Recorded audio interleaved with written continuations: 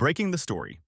Ava Carter and Julian Cross were the newsroom's fiercest rivals, both brilliant, stubborn, and utterly addicted to winning.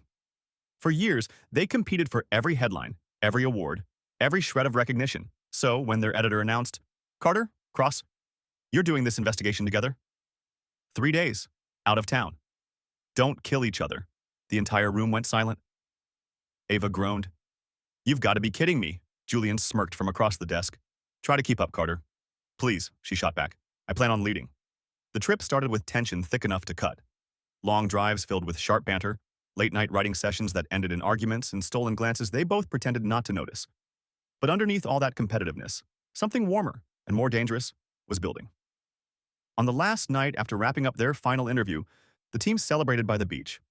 Music played softly, the sky painted in shades of gold and blue. Ava and Julian sat side by side with drinks in hand.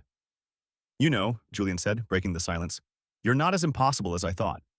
Ava arched an eyebrow. "Wow, high praise coming from you." He chuckled, eyes on her. "You drive me insane, Carter, but I can't stop watching you." She smiled, teasing, "Is this you flirting with your rival? Maybe it's me finally admitting defeat." He leaned in, and before she could think, his lips brushed hers. It was slow, then deeper, like years of built-up tension finally snapping. The world around them blurred, the sound of waves, laughter, music, until all that was left was them.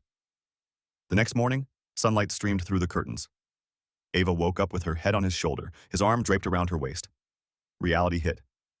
"Oh my God," she muttered. Julian stirred, blinking. "Morning." She sat up, panic in her voice.